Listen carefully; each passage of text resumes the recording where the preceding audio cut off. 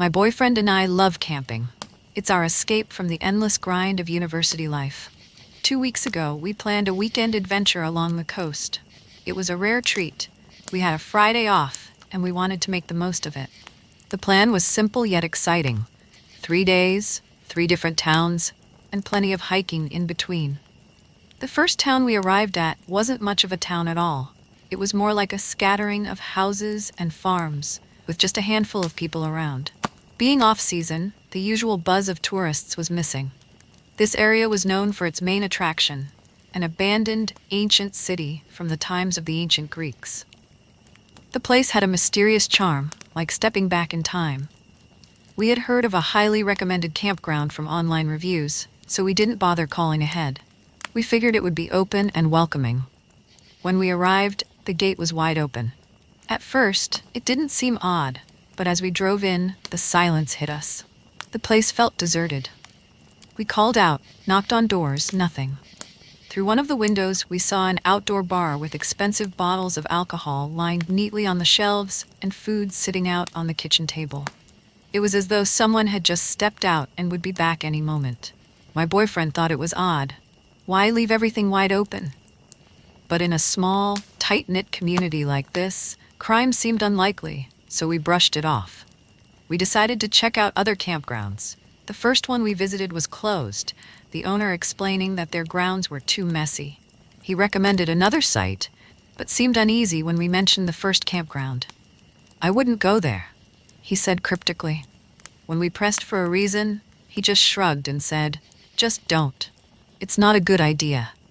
That should have been our first warning. The second site he suggested was also closed. Frustrated, we noticed a signboard for the first campground with a phone number. We called it, and a man answered. He explained that he and his wife, who ran the place, were out for a few hours but would return in the evening. He told us to set up camp and assured us we'd meet later. The campground was secluded but undeniably beautiful. With the soft rustle of leaves in the breeze and the occasional chirp of birds, it felt like the perfect retreat. We pitched our tent, left our belongings, and set off to explore the area. After a long, satisfying day of hiking and soaking in the sights, we returned around 10 p.m. It was pitch dark. The campground was still eerily empty. My boyfriend called the owners again, and the man casually informed us they wouldn't be coming back that night. He instructed us to leave the payment under a table mat by the bar and assured us that the kitchen and bathrooms were open for use. The unease started to creep in. Why would they leave everything, an open bar, expensive alcohol, and even their property completely unattended? My boyfriend was visibly unsettled. As we walked to our tent, his uneasiness grew. He kept glancing over his shoulder, scanning the dark expanse around us. Finally, he turned to me. "Let's pack up and leave," he said, his voice firm. I didn't argue. If he felt this strongly, there was no point in staying. I started folding the tent while he held the flashlight, though he kept moving the beam to scan the surroundings. His restlessness was contagious.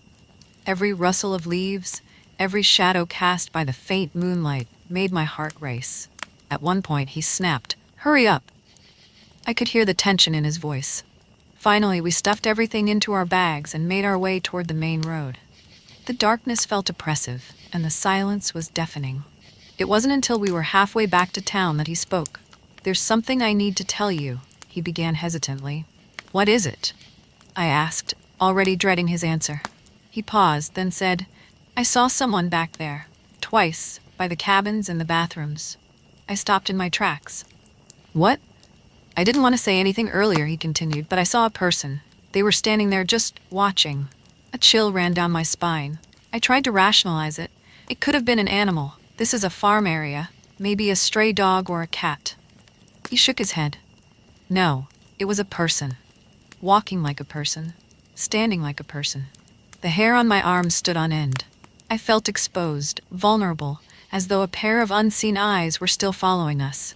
We quickened our pace, practically running by the time we saw the faint glow of the town lights. When we reached the small inn where we had eaten dinner earlier, we booked a room immediately. Locking the door behind us, we double-checked it, ensuring we were safe. Even now, as I recount this, I get chills. I trust my boyfriend. He's not the type to imagine things or scare easily. I don't know who or what was out there in that dark, desolate campground. And honestly, I don't want to know. Sometimes it's better not to dig too deep into the unknown.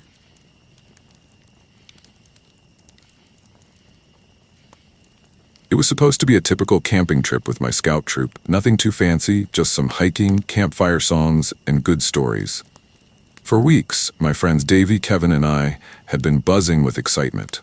We'd planned everything down to the last detail, especially for the annual Scary Story contest. Winning that was our goal this year.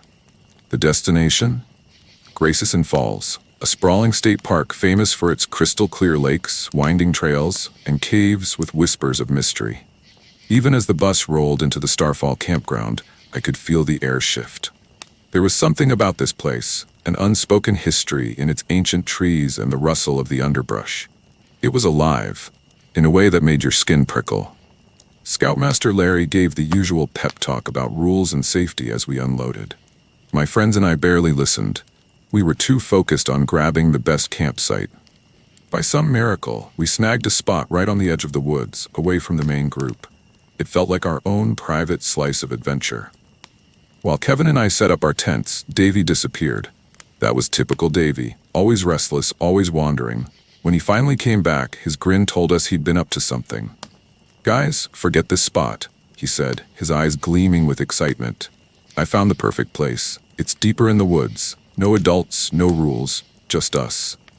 Kevin looked uneasy. Scoutmaster Larry said we need to stay close to the group.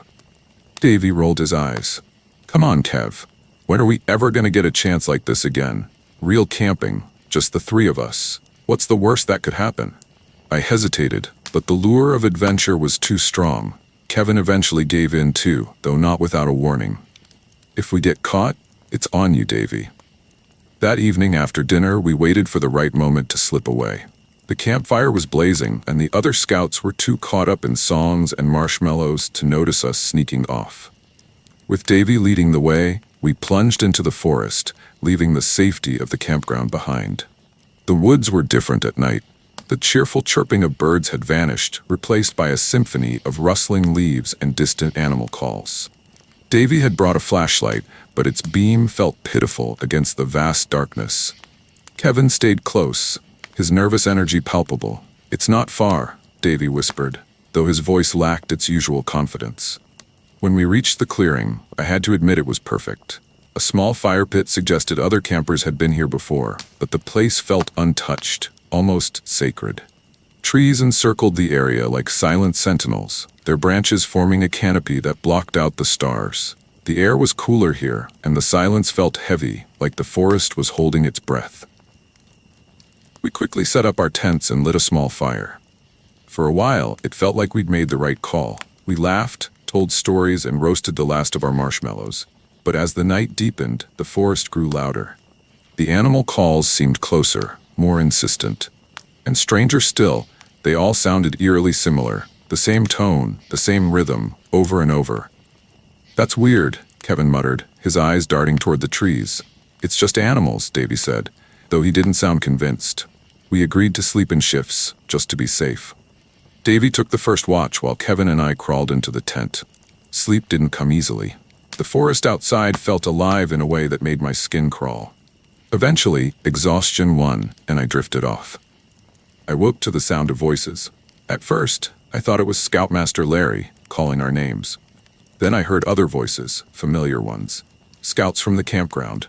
Even Kevin's voice was among them, though he was still beside me, fast asleep. The voices were too clear, too loud, and each one repeated our names in the exact same tone, over and over. "Davey," I whispered, shaking him awake. "Do you hear that?" He nodded, his face pale. "Stay inside. Don't make a sound." Kevin woke up, panicked. "We need to go to them," he said, his voice shaking. "They're looking for us." "No," Davey hissed. "Something's wrong." But Kevin couldn't take it. He bolted from the tent, disappearing into the darkness. I shouted after him, but it was no use. His voice joined the others, calling out in that same unnatural tone. Davey and I sat in the tent, paralyzed with fear. The voices grew louder, circling the clearing. Then the tent walls began to press inward, as if unseen hands were trying to get in. Shadows loomed, their shapes distorted and unnatural. A figure unzipped the tent, its skeletal face glowing with an eerie light. I screamed as it reached for me, its hollow eyes locking onto mine. The last thing I remember is its bony hand brushing my arm. When I woke, it was morning. I was back at the main campground, lying near the remnants of the campfire. Kevin and Davy were gone. The other scouts acted as if nothing had happened, but the forest felt different, its secrets buried once more.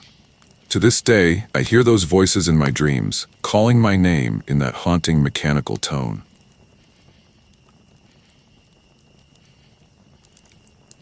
Last summer, my fiancé and I decided to go camping in Arkansas. We were both looking forward to unplugging for a while, just soaking in nature, grilling some food, and enjoying the peace of the outdoors. It was one of those warm evenings, the kind where the air feels thick with the smell of pine and barbecue smoke. We'd set up our tent earlier in the day and were just starting to grill dinner when something unexpected shattered the calm. A man's voice cut through the air, yelling for help.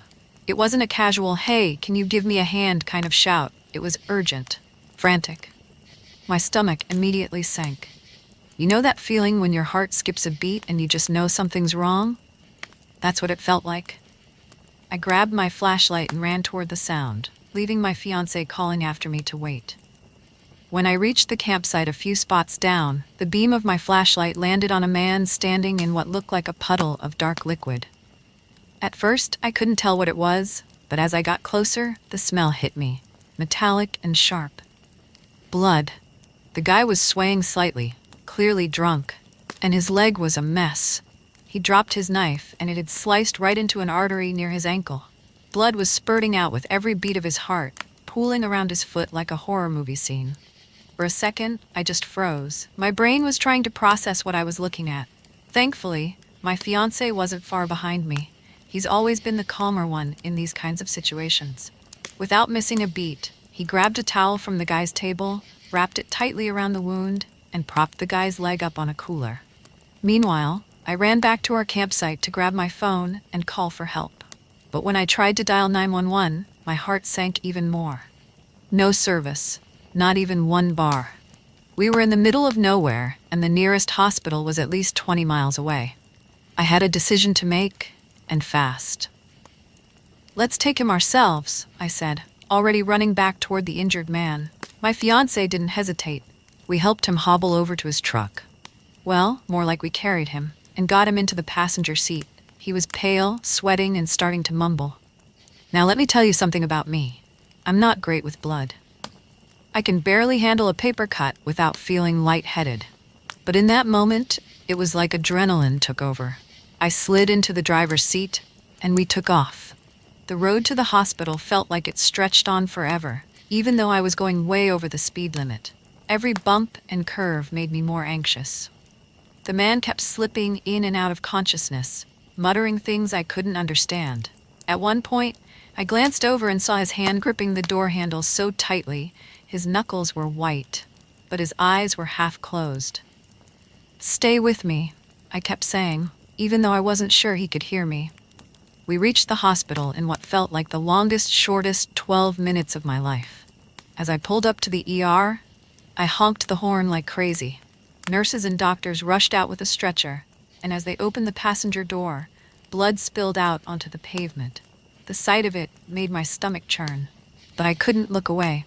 They whisked him inside, and I just sat there in the driver's seat for a moment, trying to catch my breath. My hands were shaking so badly I had to grip the steering wheel to steady them. Eventually, my fiancé arrived to pick me up, and we headed back to the campsite. The whole drive back, neither of us said much. We were both just trying to process what had happened. When we got there, we realized the man had left his dog behind. It was a big, scruffy mutt with sad eyes, and it seemed just as shaken up as we were. We fed it some of our dinner and tried to settle back into the evening, but it was hard to shake the image of all that blood. Around 10:30 that night, the man showed up at our campsite. He was walking gingerly, his ankle wrapped in thick bandages. He told us he'd needed 18 stitches, and that the doctor had said if we hadn't been there or if we'd waited for an ambulance, he probably wouldn't have made it. Hearing that sent chills down my spine. It was horrifying to think how close he'd come to dying, but at the same time, it felt surreal to know we'd saved his life. We didn't sleep much that night. The adrenaline was still wearing off, and every little sound outside the tent had us on edge. But as the sun rose the next morning, painting the forest in shades of gold, I felt a strange sense of peace. Life can be unpredictable, and sometimes you're thrust into situations you're not prepared for. But in those moments, you find out what you're capable of. That trip wasn't the peaceful getaway we'd planned, but it turned into a story we'll never forget.